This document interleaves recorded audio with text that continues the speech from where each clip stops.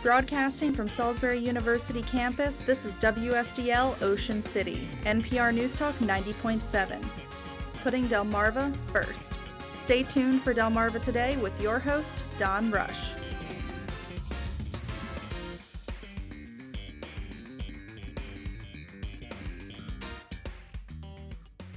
An explosion of white nationalist violence, more Confederate monuments come down, and the president stumbles. Welcome to Delmarva Today. This is Don Rush. Many this past weekend saw a sight they never thought they would ever see. On Friday, several hundred white nationalists were seen carrying torches.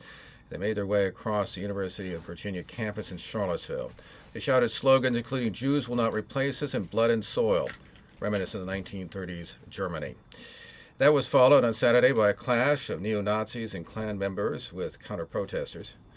Heather Heyer was killed and 19 others injured when a car rammed through the crowd, allegedly driven by a white nationalist. The issue, the fate of a Robert E. Lee monument. But the story did not stop there. After several attempts, President Donald Trump eventually said that both sides were responsible for the violence. That was met with sharp criticism, including from his fellow Republicans who denounced the Nazis and the Klan. Here at home, Confederate monuments were moved in Baltimore, and a monument in Georgetown has also come under attack. To sort all of this out, in our studio, Clara, she's Professor Emeritus at Salisbury University. Also, Dai'sha Berry, a local civil rights activist here in Salisbury. On the phone with us is Reverend Christopher Bullock with the Canaan Baptist Church in Wilmington, and Peter Montgomery is a senior fellow with the People for the American Way in Washington, D.C. Well, welcome to the program. Clara, I want to start with you. What was your own immediate reaction to the violence that occurred, what you saw, those images? And second of all, what was your reaction to the president's response or responses? First of all, thanks for the invitation. But I was amazed in 2017 to see that type of violence and that type of reaction, because I thought that, I hoped that at this point in time we have learned to get along and to understand each other and to hopefully discuss things as opposed to the violence of the 1930s, the 1920s, and a period of Reconstruction directly after the Civil War. But I was not surprised, considering the racial climate in this country now. We've gone back at least 40 or 50 years. And the rhetoric that came out of the last election, presidential election, that things have become much, much worse than I originally thought. And I taught history for 44 years on the university level. So to know about the different riots, race riots, and this, my first reaction was, my God, what has happened to this country? And then the president's reaction, I didn't think it had gone far enough, but then he went backwards, which made this situation even worse. And people who thought maybe, just maybe, we're going to move forward. Most people simply said, we haven't moved forward, we've moved backwards, and it's getting worse. So I'm just, at this point in time, I am just amazed at this country and at a president who's not very presidential.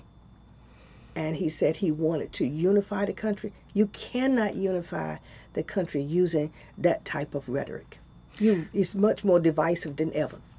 Dai'sha, you obviously are younger than both Clara and I. What does this look like from your perspective, from your view? Are you surprised? What's your sense about where we are? I just feel like we've gone back into maybe 50, even 60 years. This is stuff that I never thought I would have to see and experience in my lifetime. It's stuff that I had to learn about in history classes. It's not stuff that I should have to see and protest against. And I believe that Donald Trump himself is not the problem. He is a symptom of where we are in America. Every time Black Americans or any kind of minority faces some kind of success in America, it's always a huge blowback. And in this case, it was Donald Trump, somebody like Donald Trump being elected into office. And I'm not shocked, but I'm hurt. Hurt is the best word for it. It's not something that anybody should have to experience, and it's outraging that that it's happening in 2017 when we're supposed to be way past this, and we're going back to the 40s, 50s, 60s. It's ridiculous. And what are we teaching our young people, the next generation? And racism is something that must be taught. When you have young kids, they're out there playing. They don't see color. They see someone to play with, someone to enjoy life with. But once you get to about the 5th and 6th grade and the 7th grade, that's when racism raises ugly head. And we have to do a better job as adults to try to change the fabric of this country, to change the way we look at people who happen to be different, people who have different ideas and beliefs. I was taught tolerance as a young child. I was taught tolerance, and I have taught tolerance. But the way history is being taught now does not talk about or speak about tolerance at all. It is divisive. We have to do a better job of teaching as well, because this is not working. I want to turn to the Reverend Bullock, because one of the things I thought was interesting is I read about some of your own reaction, Reverend, was that this has got to be more than just about the violent protest. It has to be more than just about Confederate monuments, that it has to be about policy, whether it's affirmative action, voting rights, criminal justice system. That I wonder whether or not we may get lost in looking at the shiny object, which are violence and monuments, as opposed to policy. Well, the symbolism of the issue is strong, but we also must move from symbolism to substance, that being his policies or lack thereof. I'm concerned that we cannot defend the indefensible as it relates to Charlottesville, as relates to his statements. What this country needs right now is moral clarity. Also, we need to look seriously at the fitness of the president. It's obvious that he's unfit for this office. There's a move now in Washington to censure him. There's also talk to evoke the 25th Amendment. This is very serious. The symbolism of Robert E. Lee, who was a protector and one who wanted to preserve the awfulness of slavery and the slavery enterprise, cannot defend that. That's the worst of America. We must move forward. We have to look at policies and not be distracted by what the emotion is bringing to this country, though it is real. But let's look at his policies. Trying to roll back affirmative action. We got to remove barriers to voter empowerment and registration, et cetera, et cetera. The whole issue around immigration, these are serious issues. He certainly concerns me in terms of his mental state. Secondly, just look at the reaction now beyond Charlottesville. You've had people in his own party have denounced racism, and Senator Coker and Senator Scott, the two Southern-based Republicans, denounced him yesterday. The Joint Chiefs of Staff, the military, that's very serious. That sends a strong signal. I think we're beginning to see the march toward him moving out of the White House by one way or the other. So my point is we have to look at symbolism, denounce racism, but also let's look at some substance here. And in my opinion, the president is unfit for this office. His mental state, his heart, it's all about him, and it should be about we the people, for the people, by the people. I want to turn to Peter Montgomery. He's a senior fellow with the People for the American Way in Washington, D.C. And in terms of this particular group, the alt-right, these folks that we saw in Charlottesville, how much do you think they represent the kind of support that drove the president into the White House? And I know Steve Bannon actually was quoted as recently as saying that, quote, race identity politics, the left wants to say it's all racist. Just give me more, tear down more statues, say the revolution is coming. I can't get enough. And it sounds to me like, at least in Bannon's mind, and perhaps being played out by what's going on in the administration, that they're using this, that they don't see this necessarily as detrimental and perhaps something that comes out of that election last year. Absolutely. I think that what we're seeing from the Trump administration and advisors like Steve Bannon is a new Southern strategy where they're trying to build political power by inflaming racial resentments among, that part of the white population that is does not view our country's increasing pluralism and diversity as a good thing. We saw it from the very get-go in Donald Trump's campaign when he opened his campaign with his speech viciously attacking immigrants from Mexico. It's not a coincidence that less than 2 weeks after he gave that opening speech, the Daily Stormer, the big neo-Nazi website, endorsed him. And throughout the campaign, the kind of rhetoric that he was using was electrifying the white nationalist movement, which until then had been, they do their thing, but they pretty much stayed out of politics. But they were so thrilled with Donald Trump's campaign. We had people like David Duke telling his followers to go volunteer for Trump's campaign as a way of meeting like-minded people. So I certainly would not try to say that everybody who voted for Donald Trump is part of this ideology, but his campaign energized and excited the people who were.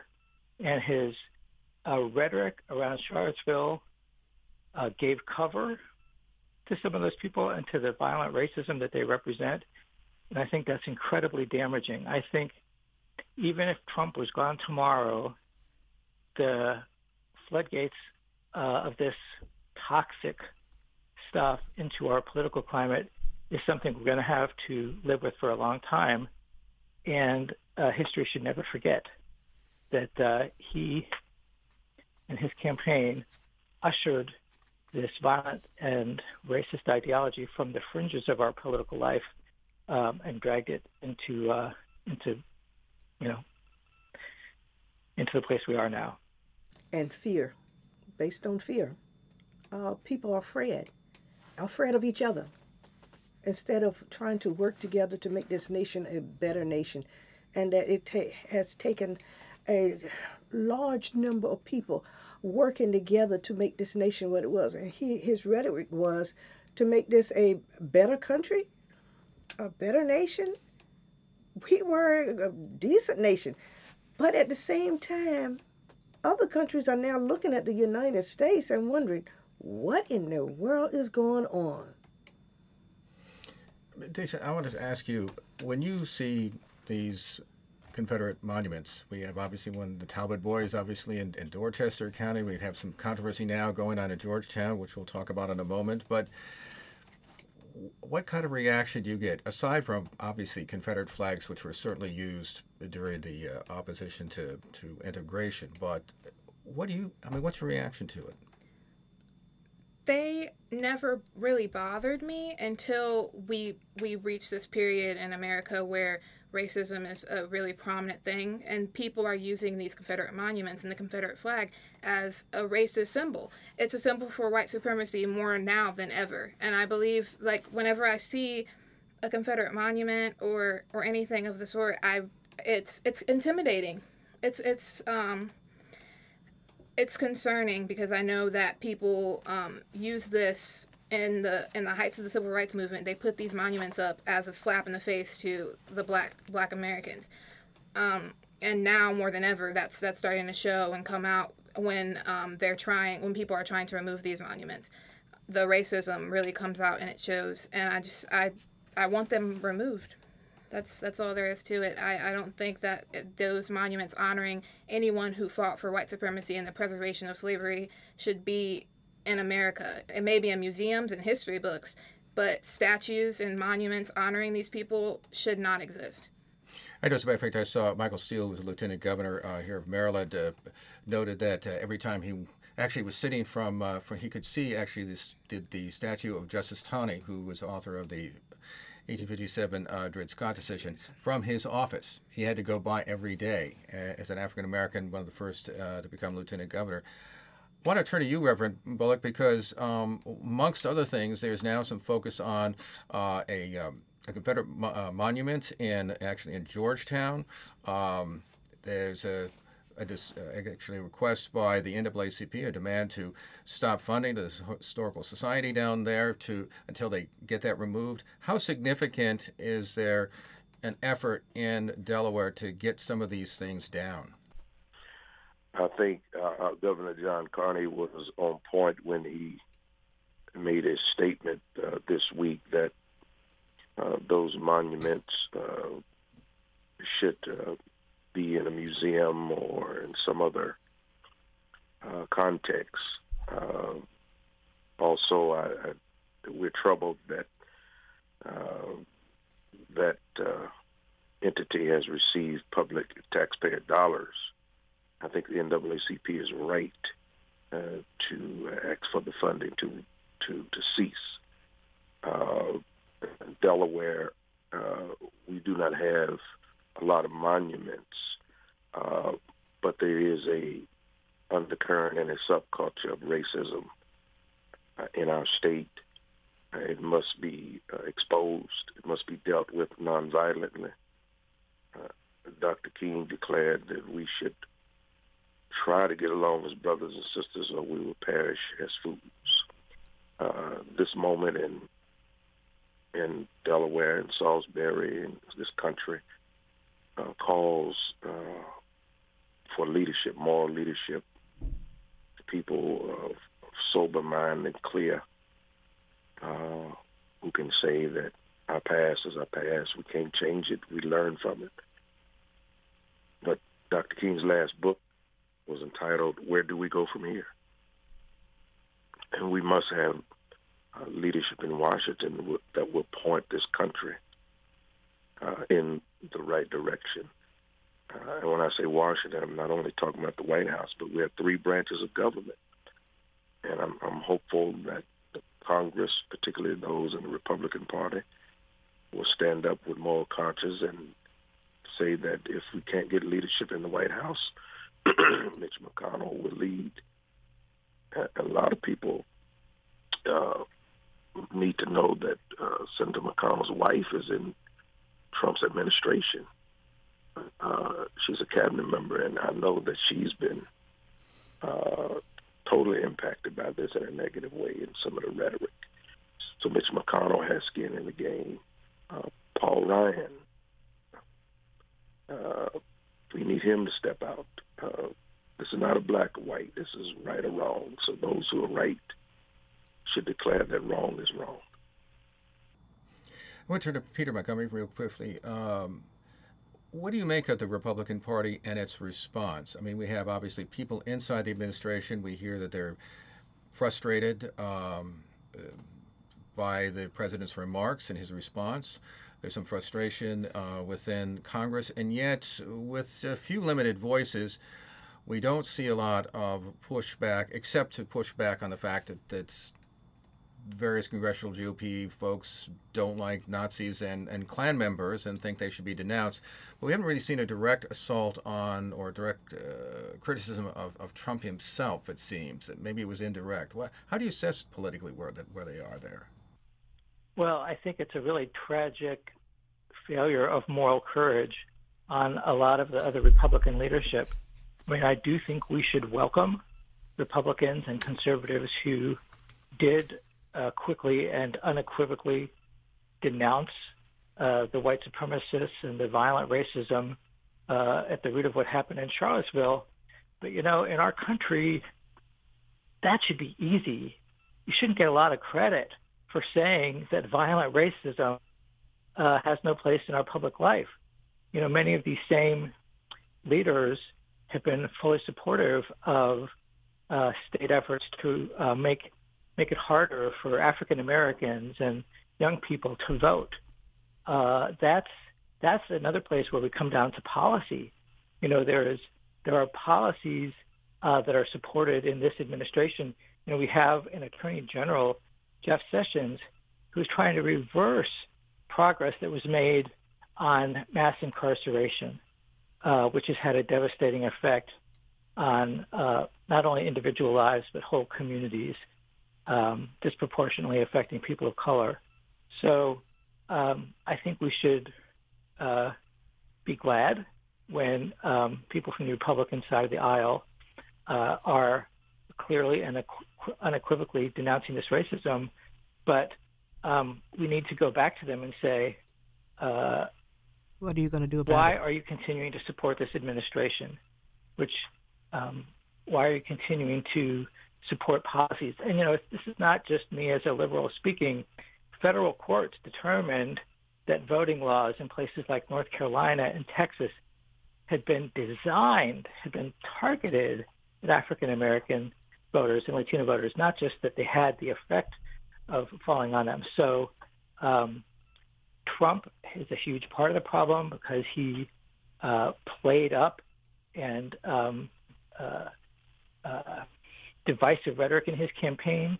He brought and energized white nationalists and white supremacists, but the problem of policy and policy that discriminates against people is a much broader problem that the Republican Party has not grappled with, and we should hold all of them accountable for that. Clara, I want to turn to you because one of the things that's talking about these ideas about the statues and so on, the thing that struck me is that while we have a number of statues that are coming down all across the country, from New Orleans to Washington, D.C., to Baltimore and so on. Yeah. At the same time, we've got the Talbot Boys, which is still up, and I saw a quote from one of the city council people saying it's going to stay up.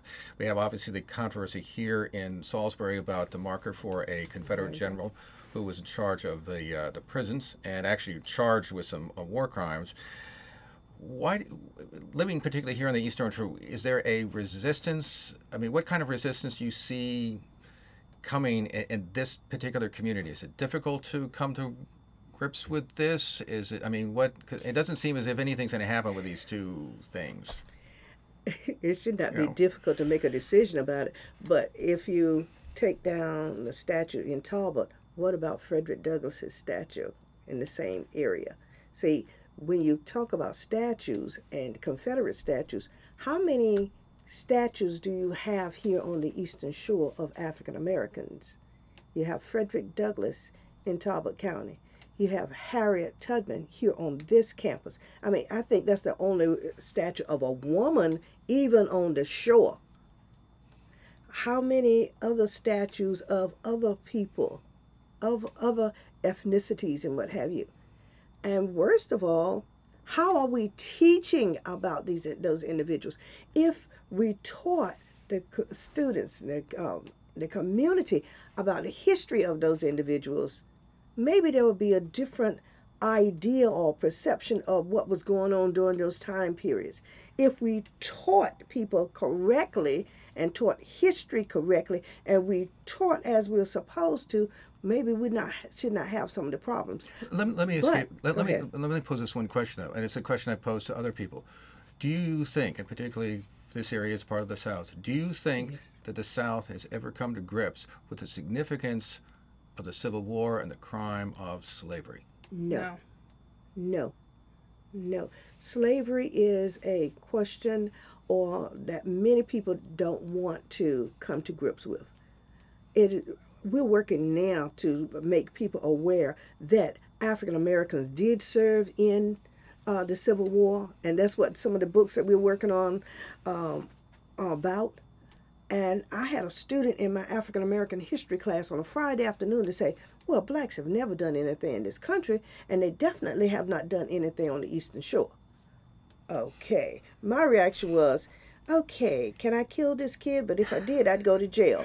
So what I did was to start writing about the Eastern Shore and to make people knowledgeable about Delmarva from a different perspective. But in order to do so, you must also include the history of all people, because if you leave out one segment, you have sanitized history. And that's not what we need. We need to talk about what actually happened, how some people did come together and work together. But unless we change the way we do things, unless we change the way we look at other people who happen to be different, regardless of their gender, regardless of their religious beliefs and ethnicities, we are working backwards. And someone will simply say, well, why do we need that? Well, we need that to try to understand each other. I'm a mutt. I mean, African American, Native American. My great-grandfather was white. And I mean, a combination. And so I've always been taught intolerance. And I see people. I don't see color. I don't see gender. And that's the way I taught. Maybe I'm a little bit strange, but I'd rather be strange than to be a crazy person. Sorry, I didn't mean to go that far with it. Okay. That's okay. We were speaking with Clara Small. She's Professor Emeritus at Salisbury University. Dai'sha Berry is a local civil rights activist. Also on the phone with us was Reverend Christopher Bullock. He's with the Canaan Baptist Church in Wilmington. Also Peter Montgomery, a senior fellow with People for the American Way in Washington, D.C. I want to thank all of you for joining us and having this really interesting discussion. Thank you for having us. Thank you. This has been Delmarva Today. I'm Don Rush. Thanks for listening. Thank you for watching Delmarva Today, a production of Delmarva Public Radio. Production and audio engineering by Chris Frank. Hosted by Don Rush. For podcasts, visit delmarvapublicradio.net or subscribe to the Delmarva Today podcast on iTunes. Delmarva Today can now be seen on Pack 14.